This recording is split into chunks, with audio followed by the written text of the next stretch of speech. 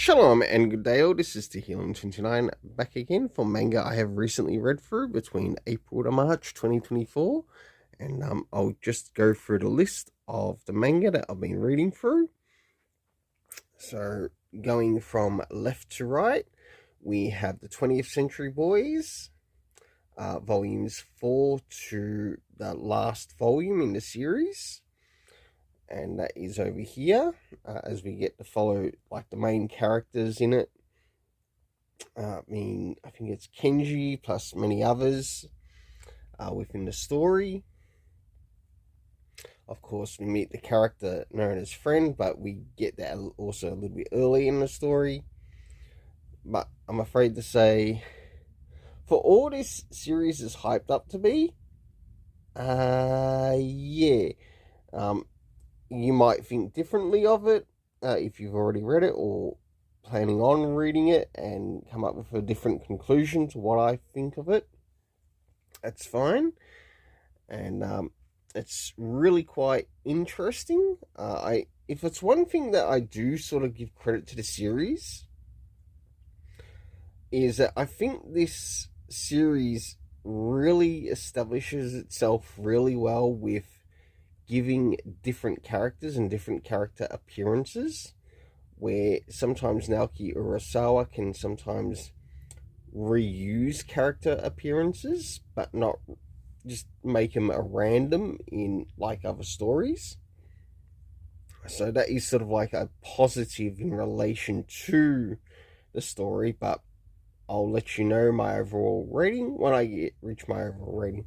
Of course, we do have one graphic novel which manages to come into this, though it sort of like was connected with quite a bit of manga I was reading through, so it was big enough to sort of like fit with this size manga.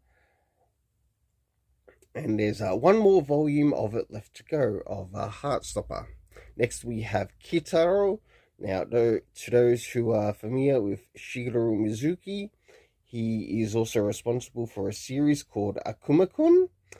This is another somewhat manga series that he's also responsible for, called Kitaro. And to those who ended up watching, say, for example, the latest series of Akuma-kun, you'll notice that the character of Kitaro here looks very similar to the character of Ichi, who is in like the new series. But this has some crazy stories involving yokai and other monsters in the story, but it's not just that, but other little things that occur in the story. Of course, there's The Day Hikaru Died, Volume 2 and also Volume 3, which is actually, the series is actually getting a little bit more interesting, as it sort of seems to focus a little bit more on the character of who Hikaru is,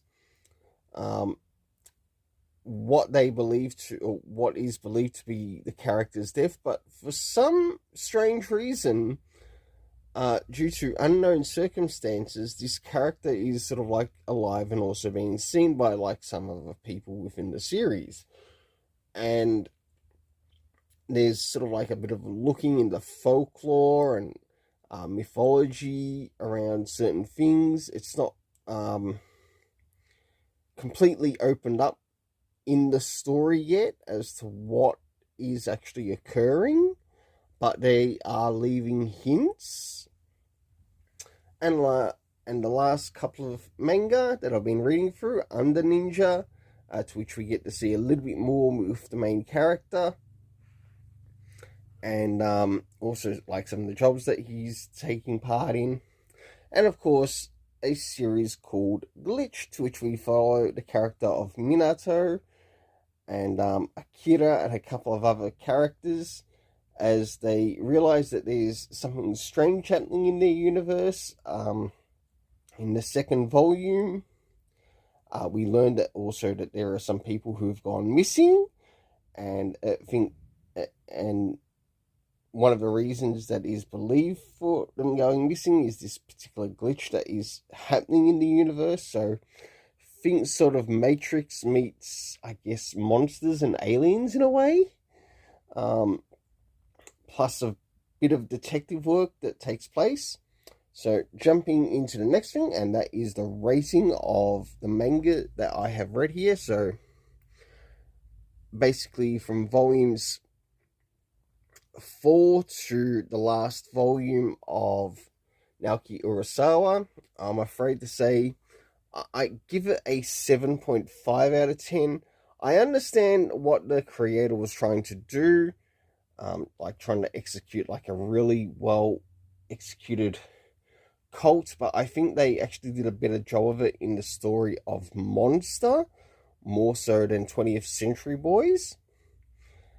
And with that, I also want to include, I remember watching the live action based on this, and I think the live action movies, I think it was a 1 to 3 part movie, did a better job at executing the side of the cult in the story than what the actual manga did in relation of the cult in the story. And that's why I give it a 7.5. But apart from that, I did actually quite enjoy the art in it, and that is the big plus that I actually liked about it. So who knows, not long after this video, the video might even turn up before this video, is that I'm planning on doing a top 4 Naoki Urasawa titles that I have read through, which will be covering 20th Century Boys, Master Keaton, Monster, and Pluto. So I do plan on getting a video talking about all 4 of those and which ones are my top, or which one's my number 1 to which one's my number 4. Moving into Alice Oseman's Heartstopper, definitely an interesting story as we still continue Nick and also Charlie Spring in their relationship, to which I give a 7.5 out of 10, as it's going to be sad to see this series sort of like finish off with the last volume. I do understand that there are some like additional novels in relation to this, but at the moment I'm just sticking to the graphic. With Kitaro, considering how old this particular story is, as I was looking at some of the characters in the art, it sort of reminded me, with the art form that is used, it sort of reminded me of some of, say, the Simpsons type animation. And I wouldn't be surprised if the Simpsons creator was in some way influenced by Shigeru Mizuki, just by some of the character appearances, not all of them, just some of them, that he got the idea to sort of like grab it, use it, and not long after that, you actually get to see it on screen. But for this, I give an 8.5 out of 10. I really enjoyed it. And definitely check out Akuma-kun. Next is the day Hikaru died, with the story and how it's sort of like still putting in more world building, as in putting in more character building as we follow what's happening around the character of Hikaru. Also the friend who sort of like found Hikaru. And we do learn a little bit more as to how he sort of like discovered the body of Hikaru. And yes, you can understand why this story is sort of like focusing on death, but not only that, it's also focusing on the life of the character, and also why is this character still being seen as alive even though they are technically dead? What has taken over this character's body? I don't know yet, and I'd like to see how things continue in the next upcoming volume. For this, an 8 out of 10. For the latest volume of Under Ninja, as we follow the main character in that, we get to see the more of the pursuit of the character known as the Foreigner, and whether they're actually working for another ninja organization or if they're someone else completely different. Of course, we have the main character, which is the Under Ninja, and we learn that this particular clan of Under Ninja have also sort of like been underground for under 1,000 years, or around 1,000 years, not to be brought up to the scene, but only sort of like rare traces are sort of like shown with this particular group. But we are following one member who is a part of the Under Ninja clan. For that, I give an 8 out of 10. For Glitch, even though it's in its early beginnings, I'm going to give it a 7.5 out of 10, considering what I brought up before about the story.